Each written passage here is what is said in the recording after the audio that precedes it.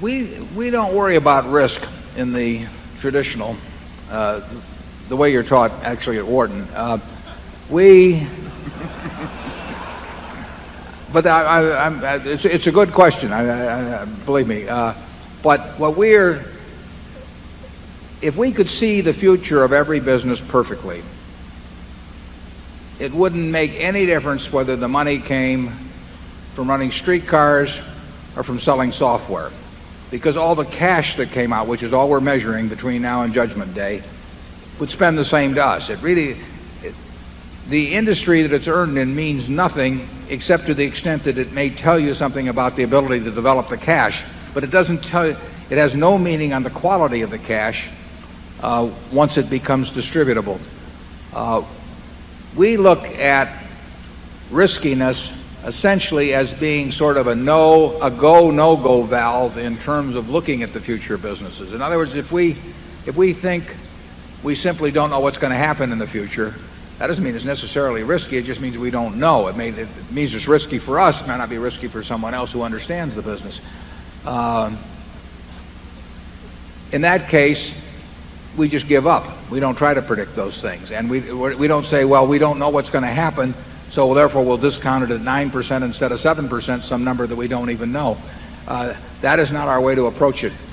We feel that once it passed the threshold test of being something about which we feel quite certain, that the same discount factor tends to apply to everything. And we try to do only things about which we're quite certain when we buy into the businesses. So we think all the capital asset pricing model type reasoning with different rates of risk-adjusted return and all that, we tend to think it is, well, we don't tend to, we think it is nonsense. And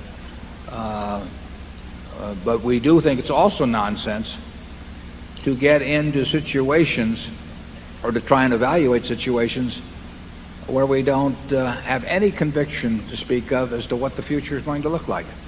And we don't think you can compensate for that by having a higher discount rate and saying it's riskier so that I don't really know what's going to happen, I'll have a higher discount rate. That just is not our way of approaching things. Charlie? Yeah, this great emphasis on volatility in corporate finance,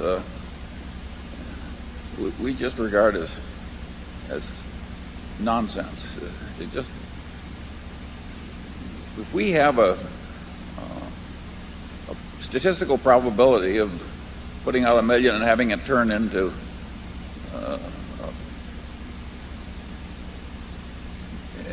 put it this way, as long as the odds are in our favor and we're not risking the whole company on one throw or anything close to it, we don't mind volatility in results. What we want is the favorable odds. We figure the volatility over time will take care of itself at Berkshire. If we have a business about which we're extremely confident as to the business result, we would prefer that it have high volatility than low volatility. We will make more money out of a business where we know where the end game is going to be if it bounces around a lot. I mean, for example, if people reacted to the monthly earnings of Seas, which might lose money 8 months out of the year and makes a fortune, in November and December, if people reacted to that and therefore made its stock as an independent company very volatile, that would be terrific for us because we would know it was all nonsense.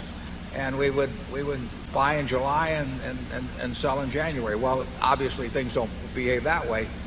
But when we see a business about which we're very certain, but the world thinks that its fortunes are going up and down and therefore it behaves with great volatility, we love it. That's way better than having a lower beta. So we think that we actually would prefer what other people would call risk. When we bought the Washington Post, I've used that as, it went down 50% in a matter of a few months. Best thing that could have happened. I mean, that doesn't get any better than that. Business was fundamentally very non-volatile in nature. I mean, TV stations and a strong dominant newspaper, that's a non-volatile business, but it was a volatile stock.